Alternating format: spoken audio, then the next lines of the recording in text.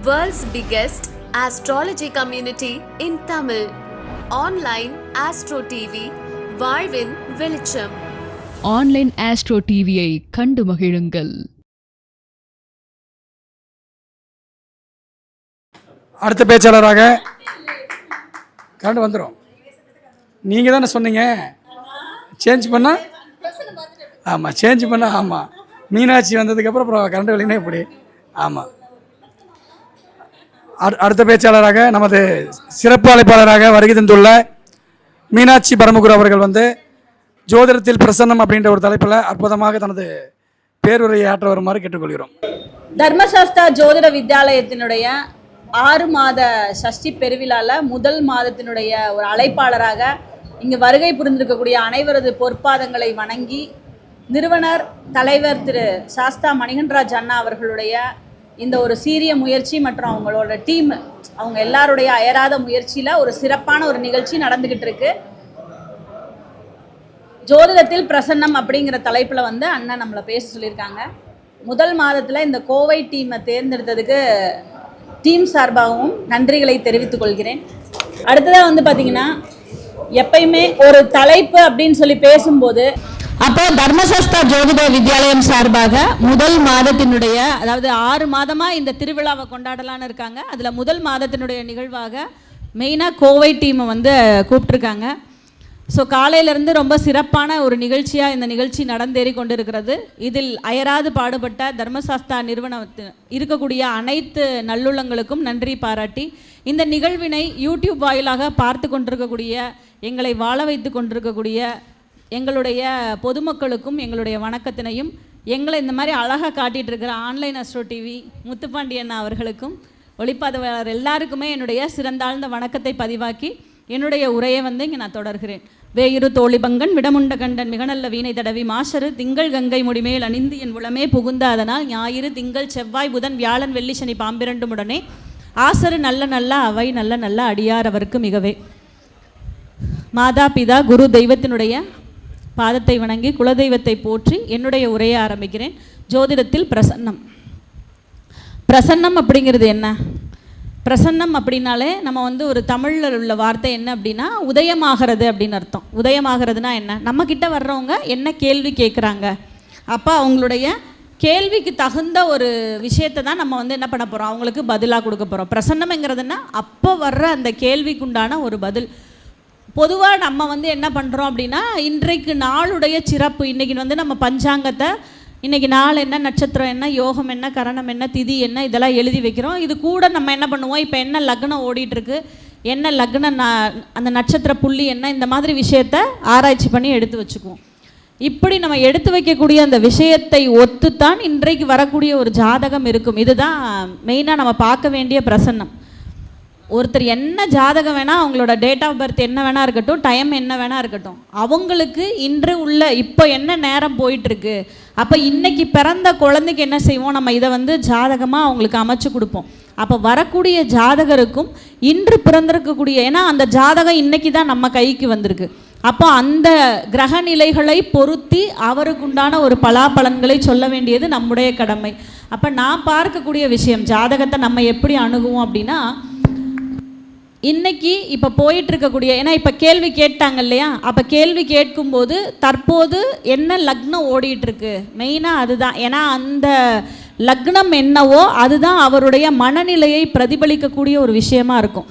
அந்த லக்னம் நிற்கக்கூடிய நட்சத்திர புள்ளி அதுதான் அவருக்கு ஆன்சர் சொல்லக்கூடிய ஒரு விஷயமா இருக்கும். இதில் நீங்கள் கேபி படிச்சிருந்தீங்க அப்படின்னா அந்த உப நட்சத்திராதிபதியையும் உள்ளே எடுத்து கொண்டு போயிடலாம். ஸோ நீங்கள் மெயினாக எடுக்க வேண்டியது இதில் நான் மெயினாக சொல்ல வேண்டியதே ஆர்பி மெத்தடு தான். நீங்கள் ஆர்பி போட்டு வச்சிட்டிங்கனாலே போதும், அது ஓரியன்டாக தான் உள்ள ஆள் வருவாங்க, அதை தாண்டி ஒன்றுமே இருக்க மாட்டாங்க. இன்றைக்கி நான் காலையிலேருந்து பார்த்ததே ஒரு 4 ஜாதகமாக உத்திராட நட்சத்திரத்தை தொட்டு தான் வந்துக்கிட்டே இருக்குது. தனுசு உத்திராடம், மகர உத்திராடம். இப்போ நான் பேசிகிட்டு இருக்கிறது கூட கரெக்டாக பார்த்தீங்கன்னா சூரிய ஹோரையில் தான் பேசிகிட்டு இருக்கேன். அப்போது தனுசு தான். அப்போது நம்ம என்ன விஷயத்தை நம்ம பார்த்துட்ருக்குறோமோ அது ஓரியன்டாக தான் நமக்கு நடக்கும் அப்படிங்கிறது கூட இதுக்கு ஒரு உதாரணம் தான் இல்லைங்களா? அப்போ நம்ம அந்த ஆர்பி மெத்தடுங்கிறத நீங்கள் காலையில் வரும்போதே போட்டு வச்சிங்க, ஆளும் கிரகங்கள்ங்கிற விஷயத்தை நீங்கள் போட்டு வச்சுக்கிட்டிங்கன்னா அது ஓரியன்டாக தான் மெயினாக ஜாதகம் வரும். அப்போ நம்ம பிரசன்னம் பார்க்கும்போது மெயினாக இந்த விஷயத்தை எடுத்து வச்சுக்கணும். அடுத்ததாக நம்ம பார்க்கக்கூடியது சந்திரனை தொட்டு. சந்திரன் வந்து எங்கே நிற்கிறாரு, அவர் எந்த இடத்துல இருக்கிறாரு, லக்னத்துக்கு அதாவது உங்களுடைய ஜாதகத்துக்கு இன்னைக்கு கோச்சார சந்திரன் எங்கே இருக்காரு, இது ஓரியன்டாக தான் அவங்க கொஷின்ஸே இருக்கும். அதை தாண்டி நீங்கள் எங்கேயுமே போக வேண்டாம். ஏன்னா வந்திருக்கவருடைய கேள்வியை நீங்கள் சொன்னாலே போதும். என்ன அவர் அப்படியே ஸ்டன் ஆகி ஆமாங்க அதை பற்றி தான் நான் கேட்க வந்திருக்கேன். ஏன்னா எல்லாருக்குமே வந்து நம்ம நீ உனக்கு வந்து லக்ன பாவம் இப்படி இருக்குது, நீ இப்படி இருந்த, உன் தாத்தா இப்படி இருக்கார், எல்லாமே சொல்லலாம், தப்பு கிடையாது. ஆனால் இன்றைக்கி அர்ஜென்ட்டான ஒரு உலகத்தில் நம்ம ட்ராவல் ஆகிட்டுருக்கோம். நிறைய ஆப்பில் இருந்தெல்லாம் நம்மளை என்ன பண்ணுறாங்க, ரெக்ரூட் பண்ணுறாங்க. நிறைய ஆப்ஸில் வந்து உங்களை இணைக்கிறாங்க, ஒரு ஜோதிடராக பதிவு பண்ணுறாங்க. அங்கேருந்து வரக்கூடிய யாருக்குமே நேரம் கிடையாது.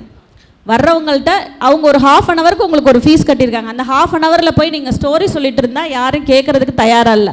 அப்போ எடுத்தோடனே அவங்களோட ஜாதகத்தை போட்டு இன்று உள்ள கிரகநிலைகளை, அந்த கோச்சார கிரகநிலைகள் என்னவோ அதை அவங்க ஜனன ஜாதகத்தோடு பொருத்தி மெயினாக சந்திரன் எந்த பாவகத்தை பார்த்துட்ருக்கு, அது லக்னத்துக்கு எந்த பாவகமாக வருதோ அது சார்ந்த கேள்விகளில் தான் அவர் வந்திருப்பார். அப்போ சந்திரன் எங்கே நிற்கிது, சந்திரன் நின்ற ராசியாதிபதி யார், சந்திரன் நின்ற நட்சத்திரநாதன் யார், அவருடைய நிலை என்ன, இதை பொறுத்தே அவருக்கு வந்து என்ன பண்ணலாம், இந்த கேள்வியினுடைய நிலை, அவருக்கு அந்த கேள்விக்குண்டான பதில் எப்போ கிடைக்கும், அவருக்கு எப்போ வந்து இந்த விஷயம் வந்து சாஸ்வதமாக எப்போ கிடைக்கும் அப்படிங்கிற விஷயத்த நம்ம சொல்லிட்டு போயிடலாம்.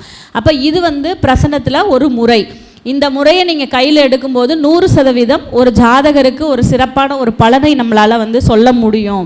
ஏன்னா இந்த மெத்தடை தாண்டி நான் என்ன சொல்லிட்டேன், உங்களுக்கு யாருமே ஜாதகம் வராது. இன்றைக்கி இந்த ஜாதகம் இந்த பேட்டர்னில் தான் வரும்னா இந்த பேட்டர்னில் தான் வருவாங்க, இதை தாண்டி வரவே மாட்டாங்க. அதே மாதிரி பிரசன்னத்தை பொறுத்தளவுமே வந்து பார்த்திங்கன்னா, இப்போ ஓடிக்கொண்டிருக்கக்கூடிய லக்னம் என்னவோ அந்த லக்னத்தை வந்து நீங்கள் உதய லக்னமாக வச்சுக்கோங்க. ஒருத்தர் வந்து கேள்வி கேட்க வர்றாரு, கேள்வி கேட்க வரும்போது உதாரணத்திற்கு அவங்க என்ன சம்பந்தமாக வேணால் மனசில் நினச்சிட்டு வரட்டுங்க. அவங்க வந்து கேட்கும்போது அந்த சந்திரனும் இந்த பிரசன்னத்தை பொறுத்தளவு மாந்தியை நம்ம ரோல் எடுத்துக்குவோம். மாந்தி வந்து எங்கே இருக்காரு, அவரை வச்சும் என்ன சொல்லுவோம்னா பிரசன்னத்தில் அவங்களுக்கு உண்டான பலாபலன்களே சொல்லுவோம். இப்போ உதாரணத்திற்கு ஒருத்தர் வந்து மிதுன லக்னமாக வந்தார், அதாவது வந்துட்டு இருக்கும்போது ஆரூடமாக அவருக்கு மிதுனம் வருது. அப்போ ஆரூடம் மிதுனமாக வந்து ஆரூடத்திற்கு 4ஆம் அதிபதியான புதன் வந்து எங்கே இருக்காருங்கிறது தான் நம்ம ஃபஸ்ட்டு பார்க்க வேண்டிய விஷயம். அடுத்ததாக ஆரூடத்திற்கு 6ஆம் அதிபதியும் இந்த ஆரூடத்திற்கு பாதகாதிபதியான குருவும் எங்கே இருக்காரு. இப்போ நம்ம மிதுன ஆரூடம்னு சொல்லிட்டோம், இன்னைக்கு குரு எங்கே இருக்காரு, கடக வீட்டில் 2வது வீட்டில் உச்சம் அடைஞ்சிருக்காரு. அப்போ ஆரூடத்திற்கு 7ஆம் அதிபதியான பாதகாதிபதி உச்சம் பெறலாமா, பெறக்கூடாது. அப்போது வந்திருக்கிற ஜாதகருக்கு இப்போ டைம் சரியில்லைங்கிறது என்னது பார்த்தாலே தெரிஞ்சிடும். அப்போ அவங்க என்ன கேட்க போகிறாங்க, இப்போ ரொம்ப பிரச்சனையில் இருக்கப்பா, பிரச்சனை எப்போ சரியாகும், இப்போதைக்கு சரியாகாதுன்னு நம்ம சொல்லக்கூடாது, காலத்தை சொல்ல வேண்டும். ஏன்னா வந்திருக்கவங்க தீர்வுக்கு தானே வந்திருக்காங்க. இப்போது இந்த குரு வந்து உச்சம் பெறுவது மட்டும் இல்லை, குரு உச்சம் பெறும்போது என்ன ஒரு தத்துவம் அப்படின்னா, இவங்க வந்து எல்லாருக்கும் நல்லது பண்ணுறேன்னு நினச்சே மாட்டிக்குவாங்க. எப்படி, 2 வீலரில் போயிட்டுருப்பாங்க, யாரோ ஒருத்தருக்கு லிஃப்ட் கொடுப்பாங்க, ஒன்று அவன் தப்பானவனாக இருப்பான், இவனும் அவனோட சேர்ந்து மாட்டிக்குவான், இல்லை இவன் கூட வண்டியில் போனதுனால அவன் கீழே விழுந்து அடிபட்டுருவான். இந்த இடத்துல நீ ஒருத்தனுக்கு நல்லது நினைக்கிற, ஆனால் உனக்கு அது எப்படி ரிவிட் அடிக்குது, இந்த விஷயத்த நம்ம அவங்களுக்கு சொல்லும்போது கண்டிப்பாக அவங்களுக்கு புரியும். இது இன்னும் ஒரு ஹை பிச்சா, இந்த குரு உச்சமடைஞ்சிருக்கிறதுனால அவர் பாதிப்படைகிறாரா, அந்த பாதிப்புங்கிறது எப்படி இருக்குன்னா, பாதகாதிபதியோடு மாந்தி சேரும்போது அது வலுவாக அமைந்து விடுகிறது. வந்திருக்கக்கூடிய ஆரூடத்திற்கு பாதகாதிபதியும் மாந்தியும் சேர்றாரு, அன்றைக்கு கோச்சார சந்திரனும் அங்கேயே இருந்துட்டாங்கன்னா அவங்க தான் என்ன கேட்பாங்க, ஐயா எனக்கு யாராவது செய்வினை வச்சுருக்காங்களா, ஐயா அம்மா எனக்கு எதாவது செய்வினை இருக்கா, எனக்கு ஏதாவது மருந்து வச்சுருக்காங்களா. இன்னைக்கு கோச்சாரத்தில் இந்த கேள்வி யாருக்கெல்லாம் இருக்கும், அதை சொல்லலாமா, எப்படி சொல்லலாம். எந்த ராசிக்கு ராகு கேது ரொம்ப அதிகமான பிரச்சனையில் இருக்குது, ராகு கேது 12 ராசிகளில் யாருக்கு பிரச்சனையில் இருக்குது, ட்ரை பண்ணுங்க. கடகத்தில் ராசியிலே இருக்கா, கடகத்தில் ராசிக்கு 2ல் இருக்குது, சிம்மத்தில் கேது இருக்கார். அப்போ சிம்மத்தில் கேது இருக்காரா, கடகத்துக்கு 2ல் இருக்காரா, இந்த பக்கம் வாங்க, மகரத்துக்கு 2ல் ராகு இருக்கார், கும்பத்தில் அங்கேயே ராகு இருக்கார் இல்லையா. அப்போ இந்த 4 பேருமே மெயினாக இந்த கேள்வியை உங்கள்கிட்ட கேட்டு வருவாங்க. நீங்கள் எத்தனை ஜாதகம் வேணால் பார்த்துக்கோங்க, அவங்க உங்கள்கிட்ட பிரசன்னம் கேட்டு வந்தாலோ இல்லை ஜாதகம் கேட்டு வந்தாங்களோ, எனக்கு யாரோ தடை பண்ணுறாங்க, எனக்கு யாரோ ஏதோ செஞ்சு வைக்கிறாங்க, இல்லை எனக்கு கண் திருஷ்டி அதிகமாக இருக்குது, இந்த 4 ராசிகளிடம் இப்போ கோச்சாரத்தில் இந்த கேள்வி இருக்கும். மெயினாக மகர ராசி போன ஒரு 15 நாள் 20 நாளாக சரி கிடையாது. புரியுதுங்களா? அப்போது இந்த விஷயத்தை நீங்கள் எப்படி சொல்லுவீங்க? அதை அழகாக இந்த பிரசன்னம்ங்கிற அரிய கலை வந்து நமக்கு எடுத்து காட்டும். அப்போ நம்ம சொன்ன விஷயங்களை அந்த ஜாதகர் வந்து ஒத்துக்கிறாரு ஒத்துக்கல, அவரோட ஜாதகத்தில் இப்போ வந்திருக்கக்கூடிய நிலைகளை வந்து அந்த கிரகங்கள் சுட்டி காட்டும். இப்போ மிதுனம் ஆரூடமாக வந்திருக்குன்னா அவர் அந்த மிதுனத்துக்கோ இல்லை துலாத்துக்கோ கும்பத்துக்கோ சம்மந்தப்படாமல் அந்த ஆரூடம் வராது. நான் ஏற்கனவே ஒரு இதில் கூட சொல்லியிருந்தேன், ஒருத்தவங்களுக்கு மேஷம் வந்திருக்கு, அன்னைக்கு அதிபதி செவ்வாய் வந்து அங்கே மேஷத்திலேயே பலம் பெற்று உட்கார்ந்து அதை குரு பார்க்குறாரு அப்படின்னா, அப்போ நம்ம சொல்கிறோம் உங்கள் வீட்டில் வந்து ஒரு நல்ல தலைமை பண்புள்ள ஒரு நிறுவனத்திற்கு பெரிய பதவியில் உள்ள கிட்டத்தட்ட ஒரு போலீஸ்க்கு ஈக்குவலாக இருக்கிறவங்களோ அல்லது மிலிட்ரியோ இல்லை அவர் வந்து ஒரு மிகப்பெரிய நிறுவனத்தில் தலைமை பொறுப்புள்ள ஒரு மனிதராக நீங்கள் கேள்வி யாருக்காக கேட்க வந்திருக்கீங்களோ அவர் இருப்பார். அந்த அம்மா வந்து அவங்களோட பையனுக்கு கேட்க வர்றாங்க.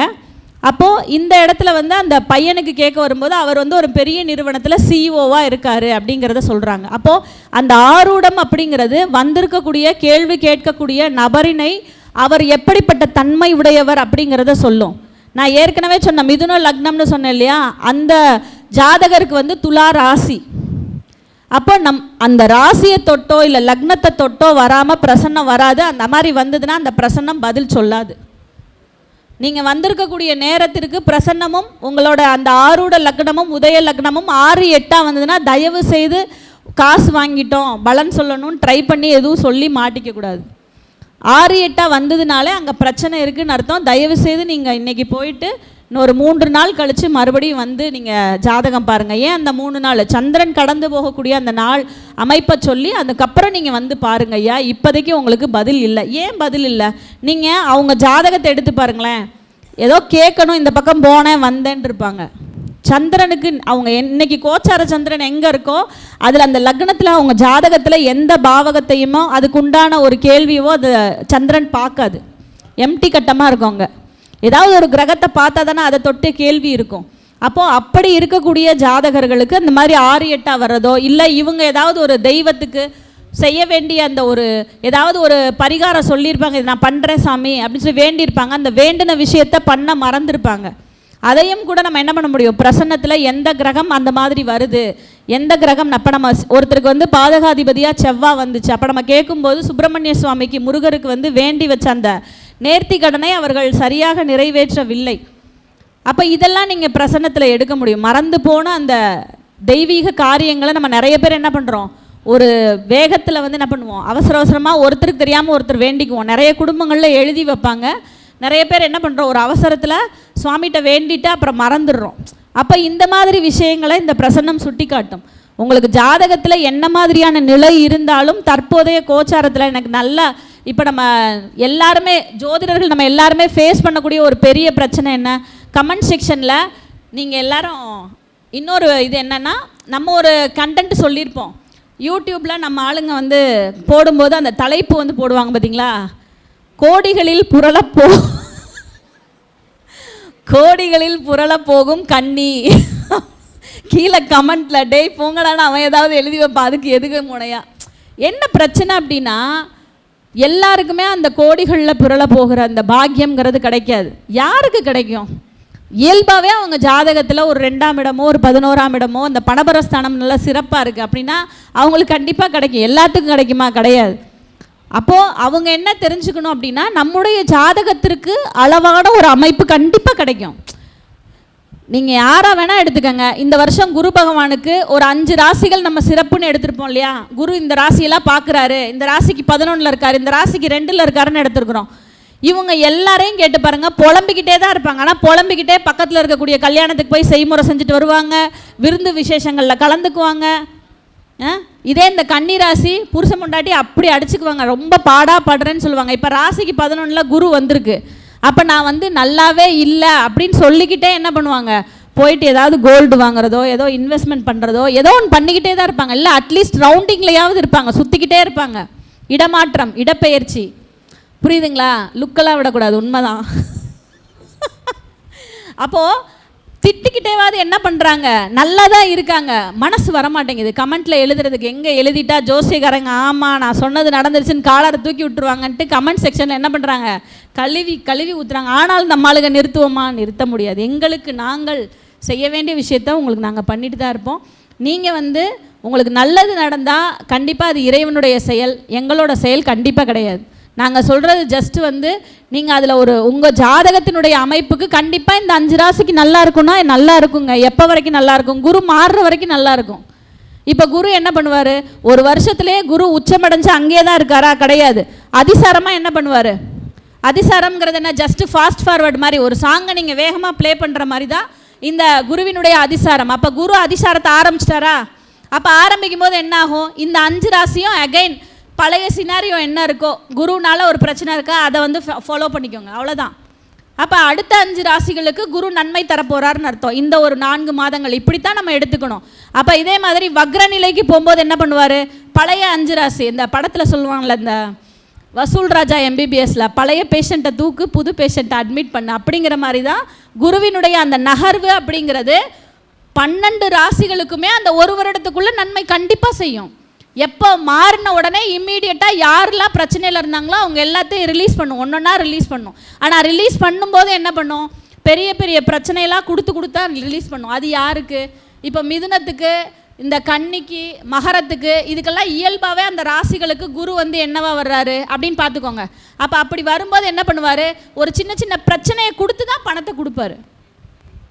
சுய ஜாதகத்தில் உங்களுக்கு குருவோ இல்லை மற்ற கிரகங்களோ தர்ம திரிகோணத்துக்கு தான், இப்போ நம்ம balance theory Saravanan Somasundaram sir சொன்ன மாதிரி இந்த டீமுக்கு தான் நல்லது பண்ணும். மற்றவங்களுக்கு பண்ணுறாங்கன்னா உஷாராக இருந்துக்கணும்.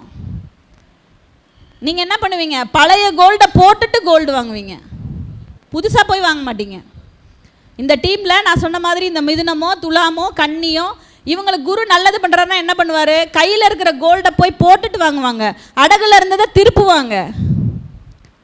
இந்த இடத்துல குரு நன்மைங்கிறத இப்படி தான் எடுத்துக்க முடியும். ஏற்கனவே என்னால் இடம் வாங்கவே முடியாமல் இருந்தது அப்படின்னா இப்போ உனக்கு ஒரு நியூ கார்னரில் போய் இடம் கிடைக்குதுன்னா போய் வாங்கிக்கோ, இந்த வருஷம் உனக்கு நல்லா இருக்குன்னா போய் வாங்கிக்க அப்படிங்கிற மாதிரியான ஒரு சூழ்நிலையை கொடுப்பாங்க. இதுவும் உங்கள் ஜாதகத்தை பொறுத்தது தான். நல்லா யாருக்கெல்லாம் 4ஆம் இடம், நீங்கள் இப்போ பிரசன்னம் கேட்க வருவாங்க, கேட்கும்போது 4ஆம் இடத்துல சனி உட்கார்ந்துருக்கு, 4ல் ராகு 4ல் கேது, கண்டிப்பாக இவங்கெல்லாம் போய் என்ன பண்ண போகிறாங்க, இடம் வாங்கி வீடெல்லாம் கட்ட முடியாது. அவங்க ஜாதகத்தை எடுத்து பார்த்தாலும் அப்படி தான் இருக்குது. 4ல் மாந்தி வந்திருக்கு, பிரேத தோஷம் உள்ள இடம் தான் அவங்களுக்குலாம் அமையுது. அப்போ இப்படி இருக்கக்கூடிய நான் சொன்ன மாதிரி அந்த ஆறுட மிதுனமாக 4ல் மாந்தி தூக்கு போட்டு இறந்த பெண்ணோட அந்த வீட்டில் தான் அவங்க குடி இருக்காங்க. மாற்றுன்னு சொன்னால் 1.5 வருஷம் ஆச்சு, இன்னும் மாற்றலை. எப்படி மாறும் வாழ்க்கை? இல்லை அந்த வீடு பார்த்திங்கன்னா இந்த எங்கள் எல்லாத்துக்குமே ரொம்ப பக்கமாக இருக்குது, வேறு ஏதாவது நாங்கள் பரிகாரம் பண்ணால் எப்படி இருக்கும்? பரிகாரம் நீங்கள் எத்தனை பண்ணாலும் உங்கள்கிட்ட கொஞ்சமாவது ஒரு மாற்றம் வேணும். அப்போ தான் கிரகங்களும் உங்களுக்கும் கொஞ்சமாவது வழிவிடும். சொல்லக்கூடிய பரிகாரம் எல்லாமே கவனமாக கேட்டுட்டு போகிறாங்க, அதை செய்கிறதுக்கும் அவங்க ஜாதகத்தில் வழிவிடணும். அப்படி வழிவிட்டால் மட்டும்தான் அதுவும் அவங்க வாழ்க்கையை கொஞ்சமாவது முன்னேறும். நம்ம என்ன, நீங்கள் ஒரு 20,000 கொடுங்க 40,000 கொடுங்கன்னு சொல்கிறோம், எடுத்த உடனே நான் யாருக்குமே அந்த மாதிரி சொல்லவே மாட்டேன், இப்போ வரைக்கும் நான் சொன்னது கிடையாது. அவங்களா வாய் விட்டு கேட்டால் ஒழிய, முடிந்த அளவு கோயில்களுக்கு எதுக்காக கோயிலெலாம் வச்சுருக்குறாங்க, நீங்கள் அந்த கோயிலுக்கு போங்க, எல்லா கோயில்லையும் போய் முட்டாதீங்க. திங்கக்கிழமை பார்த்தா எல்லா சிவன் கோயிலில் இருக்கிறது, செவ்வாய்க்கிழமை முருகன் கோயிலில் இருக்கிறது, எல்லா சாமியும் வணங்குங்க, வேண்டான்னு சொல்லலை. எல்லாருக்கும் அந்த பாக்கியம் கிடைக்காது. தினமும் ஒரு கோயில் செல்லும் பாக்கியம் கூட நம் ஜாதகத்தில் இருந்தால் மட்டும்தான் போக முடியும். இல்லைனா நீங்கள் எவ்வளோ ட்ரை பண்ணாலும் நீங்கள் போகும்போது நடையை அடைச்சி வச்சுருவாங்க, ஏதாவது ஒரு ரீசன் வந்துடும், இல்லை உங்களால் கிளம்ப முடியாது. நானே எடுத்துக்கோங்களேன், வண்டி வாங்குறதுக்கு முன்னாடி கோட்டை மாரியம்மன் கோயில்னு திருப்பூரில் இருக்குது. ஆத்தா எனக்கெல்லாம் வண்டி இருந்தால் நான் உன்னை டெய்லி கூட பார்ப்பேன்னு நினப்பேன், ஆனால் நல்லா டெய்லி போக முடியுமா? வண்டி வாங்கினதுக்கப்புறம் எனக்கு வேறு வேலை வந்துடும். இதான் விஷயம், இது ஃபேக்ட்டு, நான் எனக்காகன்னு சொல்லலை, உண்மை இதுதான். சாமி என்ன நினைக்கும், ஏடி பைத்தியக்காரி, வண்டி வாங்கினா என்னை பார்க்க வருவேன், நீ வந்தியா? புரியுதா? ஏதோ ஒரு ஆடிக்கு, ஒரு அமாவாசைக்கு, ஒரு பௌர்ணமிக்கு அப்போயாவது போய் இப்படி வாசலன்னு அப்படி விஷ் பண்ணுறது. ஏன் தெரியுமா? அந்த கோட்டை மாரியம்மன் கோயிலுங்கிறது தினமும் கூட்டமாக தான் இருக்கும். அந்த அம்மாவாக நினச்சாதான் ஃப்ரீயாக இருக்கும்போது நம்ம போய் அந்த அம்மாவை பார்க்க முடியும். ஸோ ஏதாவது ஒரு கேப்பில் போயிட்டு அந்த அம்மாவை நம்ம பார்த்து வணக்கம் போட்டு வரோம். ஏன்னா நமக்கு கூட்டத்துக்கு அலர்ஜி அந்த மாதிரி தான். அப்போது இந்த மாதிரி விஷயங்கள் இருக்குது. அப்போது ஒரு ஜாதகம் நீங்கள் இப்போது தினமும் நிற்கக்கூடிய அர்ச்சகருடைய ஜாதகத்தை வாங்கி பாருங்கள், அவருக்கு எப்படி இருக்கும் அப்படின்னு. ஸோ அப்போ ஒரு ஜாதகம் அப்படிங்கிறது உங்களுக்கு சாதகமாவதும் சரி, நீங்கள் பிரசன்னம் எடுத்து, நான் இப்போ சொன்ன வந்த டாபிக் அதுதான். நம்முடைய ஜாதகம் எப்படி வேணால் இருந்துட்டு போகுது. காரணம் என்ன? நம்ம கமெண்ட்டில் என்ன பண்ணுறாங்க எல்லாரும், எனக்கு இப்படி நல்லா இல்லை, எனக்கு நல்லா இல்லை, உனக்கு நல்லா இல்லைன்னு தான் கமெண்ட் போடுறாங்க. இதே நீங்கள் ஒரு சில பாசிட்டிவ் கமெண்ட்ஸ் வரும் பாருங்களேன், அந்த செக்ஷன் போய் பாருங்கள். 10 பேர் பாசிட்டிவ் கமெண்ட் போட்டால் அதுக்கப்புறம் கண்டிப்பாக பாசிட்டிவ் கமெண்ட் தான் வருது. நெகட்டிவ் கமெண்ட்டை ஒரே ஒருத்தர் ஸ்டார்ட் பண்ணுவார், அடுத்து வர்றது பூரா நெகட்டிவாக தான் இருக்குது. அப்போ முடிந்த அளவு எந்த ஒரு விஷயமா இருக்கட்டும், நான் எனக்கு வர்ற கிளையண்ட்டுக்கிட்ட சொல்கிற விஷயமும் அதுதான். வாழ்க்கையை முதல்ல பாசிட்டிவாக அப்ரோச் பண்ண பாருங்கள். எவ்வளோ வேணால் நம்மளை போட்டு அடிக்கட்டும். நிறைய அஜித் படமாக பாருங்கள், விடாமுயற்சி, விஸ்வரூபம், இதெல்லாம் எதுக்கு வருது? நீங்கள் உங்கள் வாழ்க்கையில் எவ்வளோ பிரச்சனைகள் இருந்தாலும் அதுலேருந்து வெளியில் வரக்கூடிய ஒரு வார்த்தைகளை தான் அந்த படத்தோட டைட்டிலாகவே அவர் வந்து வச்சுருக்காரு. அப்போது நமக்கு வர வேண்டிய விஷயங்களை நீங்கள் இப்போ வரும்போது எனக்கு டைமே நல்லா இல்லைன்னா கூட இதெல்லாம் பண்ணுங்க உங்களுக்கு நல்லாகும் அப்படிங்கிறது தான் ஒரு ஜோதிடருடைய ஒரு வாக்காக இருக்கும். அப்போ நமக்கு வரக்கூடிய ஜாதகங்களை அவங்க நேரம் எப்படி வேணா இருக்கட்டும், இன்றைக்கி பிரசன்னத்தை போடுங்க, அவங்க கேட்குற கேள்வி என்ன, இன்றைக்கி பிரசன்னத்தில் அந்த கேள்விக்குடைய விடை என்னங்கிறத தெரிஞ்சு அவங்களுக்கு சொல்லும்போது நிச்சயமாக அவர்களுடைய வாழ்க்கை மாறுகிறது. அதான் உண்மை. எனக்கெலாம் வந்து பார்த்திங்கன்னா இதை நான் எப்படி எடுத்தேன் அப்படின்னா, போன வாரத்தில் ஒரு கிளையண்ட்டு அவங்க வந்து ரொம்ப சந்தோஷமாக எனக்கு வந்து உண்மையிலே ஓப்பனாக நான் இங்கே ஒரு ஸ்டேட்மெண்ட் கொடுக்குறேன், இது யாரும் தப்பாக எடுத்துக்காதீங்க. நம்ம எல்லாருமே ஜோதிடர்கள். இங்கே வந்து என்ன பண்ணுறாங்க, அண்ணன் வந்து ஜோதிடர்கள் அனைவரையுமே பாராட்டுறாங்க. அதுக்கே முதல்ல நிறைய பெரிய மனசு வேணும். ஒருத்தரை பாராட்டுறதுக்கே நிச்சயமாக வந்து பெரிய மனசு வேணும். இப்போது எங்கள் வீட்டுக்காரர் கூட ஒரு தடவை கேட்டார், ஏம்மா இதெல்லாம் எல்லாருமே உன்னோட செட்டு மாதிரி தான் எல்லோரும் இருக்காங்க, எல்லாரும் பண்ணுறாங்க, நீ ஏன் பண்ண மாட்டே அப்படின்னு கேட்டார். நமக்கெல்லாம் அந்த பொறுமையும் பத்தாது, அந்த டீமும் இல்லை. நம்ம கூப்பிட்டு இப்போ பஸ் ஸ்டாண்ட் வந்து என்னை விட்டுருப்பான்னு சொன்னாலே என்ன பண்ணுவாங்க, வேலை இருக்குமா அப்படிம்பாங்க. ஆனால் ஒரு டீமில் இத்தனை நண்பர்கள் இணைந்து, நான்லாம் அம்மாவெல்லாம் பார்த்துட்ருக்கேன், அம்மாலாம் சென்னையிலேருந்து வந்திருக்காங்க, இங்கே இருக்கிற சௌமியாவாகட்டும், இவ்வளோ பேரும் ஒரு டீம்ஸாக சேர்ந்து பண்ணுறாங்க பார்த்தீங்களா. இந்த விஷயம் வந்து உண்மையிலே இந்த இதுக்கு எல்லாருமே பாராட்டவும் செய்யணும், சுற்றியும் போட்டுக்கணும் கண்டிப்பாக. இதை எதுக்காக சொல்ல வரேன் அப்படின்னா, ஒரு அந்த பாராட்டுதல் அப்படிங்கிற விஷயம் எல்லாருமே சேர்ந்து பண்ணக்கூடிய ஒரு விஷயமாக இருந்தாலும் நம்மளாம் என்ன பண்ணுறோம், அந்த பாராட்டை ரிசீவ் பண்ணுறோம். ஆனால் உண்மையான பாராட்டு என்ன தெரியுமா, இந்த விஷயத்தையும் தாண்டி மணிகண்டராஜ் அண்ணாவால் வாழ்ந்துட்டுருக்கிற கோடானு கோடி மாணவர்களும் சரி, அவங்க கிட்ட வந்து ஜாதகம் பார்த்துட்டு போய் எனக்கு இது நடந்தது அப்படின்னு சொல்லக்கூடிய அந்த ஒரு ஜோதிடம் பார்த்துட்டு போகிறாங்க இல்லையா, அவங்க கொடுக்குற கிரெடிட்டு தாங்க இங்கே ஏற்றணும். அதுதாங்க உண்மையான கிரெடிட்டு. போன வாரம் அந்த மாதிரி எனக்கு நிறைய சம்பவங்கள் இருந்தாலும் போன வாரம் வந்தது உண்மையிலே கடவுள் சித்தத்தினால நான் உண்மையிலே முருகப்பெருமானுக்கு நன்றி சொல்கிறேன். ஒரு பொண்ணுக்கு 3 வருஷம் 4 வருஷம் குழந்தை இல்லை. அந்த பொண்ணு எனக்கு போட்ட கமெண்ட்டை வந்து நான் ஸ்டேட்டஸில் வச்சுருந்தேன். எதனால் அப்படின்னா எனக்கு ரொம்ப சந்தோஷமாக இருந்தது. நிறைய பேர் நிறைய சொன்னாலும் அந்த பொண்ணு சொன்னது எனக்கு ரொம்ப சந்தோஷம். ஏன்னா 3 வருஷம் 4 வருஷம் ஒரு குழந்தை இல்லைங்கிறவங்களோட வலி வந்து அந்த விஷயத்தை அனுபவிக்கிறவங்களுக்கு தான் புரியும். அந்த பொண்ணுக்கு நான் சொல்லியிருக்கேன், அம்மா ஜூன் மாதத்துக்குள்ளே நீ கம்பல்சரி கன்சீவ் ஆகிடுவா, நீ ஆகலைன்னா நீ என்னை கேளுன்னு நான் சேலஞ்ச் பண்ணியிருக்கேன். 5 மாதம் ஆனதுக்கப்புறம் தான் அந்த பொண்ணு என்னை காண்டாக்ட் பண்ணி மறுபடியும் என்கிட்ட கன்சல்டேஷன் வந்தது. உண்மையிலே என்னுடைய வெற்றி கிடையவே கிடையாது. இந்த வெற்றியை என்னுடைய குருநாதருடைய பாதத்திற்கும் இறைவனுடைய திருப்பாதத்திற்குமே நான் சமர்ப்பிக்கிறேன். ஏன் அப்படின்னா, நம்மளால் ஒரு டயத்தை கண்டறிந்து சொல்ல முடியுதுன்னா அதுதான் ஒரு ஜோதிடருடைய உண்மையான வெற்றி நான் நினைக்கிறேன். அந்த மாதிரி வரக்கூடிய கிரெடிட்ஸ் வந்து உண்மையிலே கடவுளுக்கு தான் சேரணும், நமக்கு சேரவே கூடாது.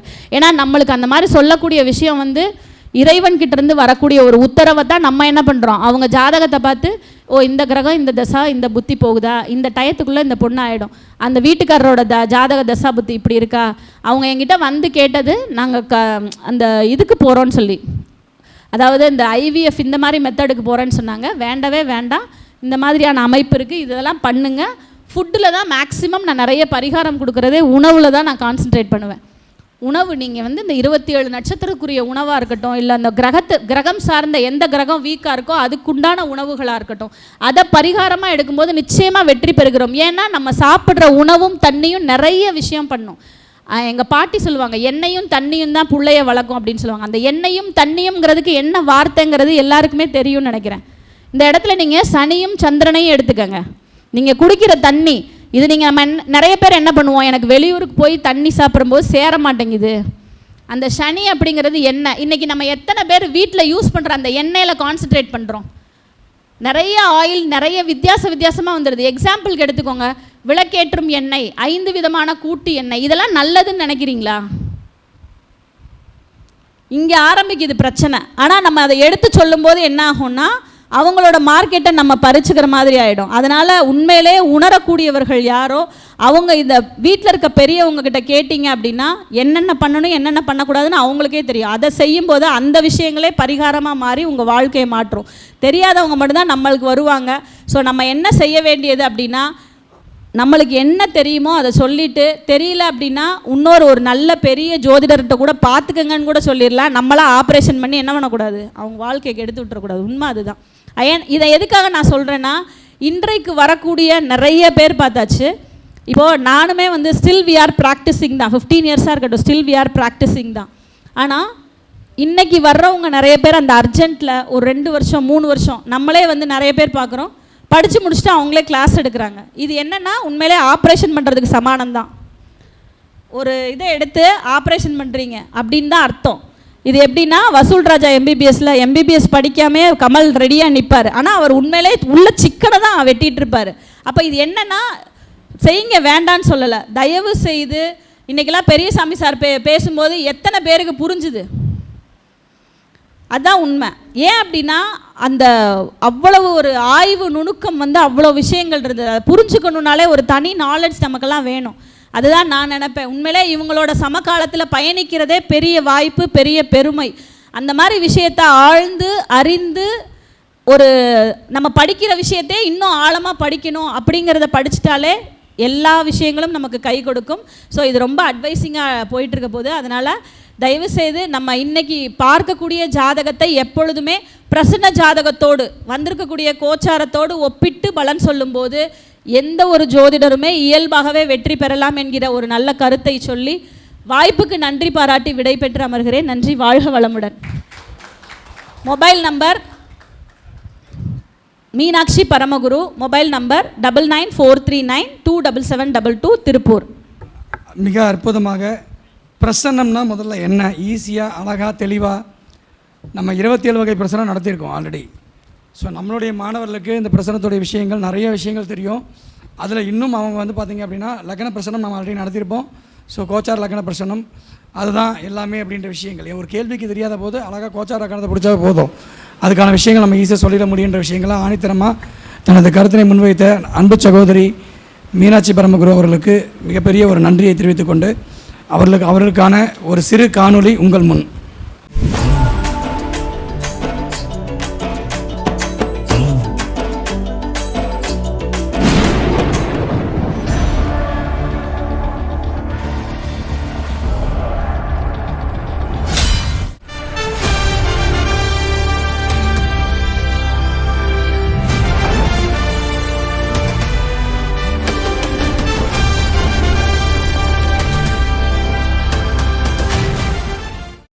பரமனின் பாக்கியமாய் மீனாட்சி கைலாயத்தில் பூலோகத்தில் ஜோதிடத்துறைக்கும் எங்களுக்கும் பாக்யவதியாய் நீங்கள் ஜோதிடத்தின் கலையரசியாம் தனக்கென தனித்துவம் கொண்டு தனியாட்சி கொண்டு ஆழ்கடல் வெண்முத்தாய் ஜோதிட உலகில் அதிசயமாய் மின்னிக் கொண்டிருக்கிறீர்கள். நட்சத்திர தாரகையாய் வழிகாட்டும் காமாட்சியாய் சேவை உள்ளம் கொண்ட உத்தம உள்ளமே, மென்மையான பேச்சு, சாத்வீக உரையாடல், பண்பான குணம், அன்பான அரவணைப்பு, அனைவரையும் சமமாய் பாவிக்கும் பால் நிறம் கொண்ட குணம், எளிமையாக பழகும் விதம், உங்களின் இந்த நல்லெண்ணமே சிகரத்தில் உங்களை உயரம் காண வைத்துள்ளது.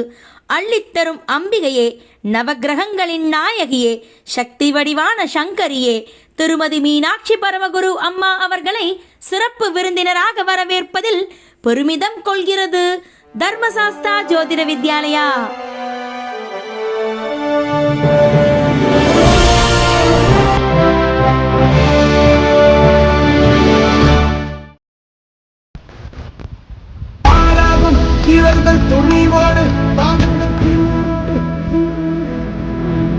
நாம செம்மையா வாழ்ந்து காட்டுறது தான் நம்ம வாழவே கூடாதுன்னு நினைக்கிறவங்களுக்கு நாம கொடுக்குற பெரிய தண்டனை.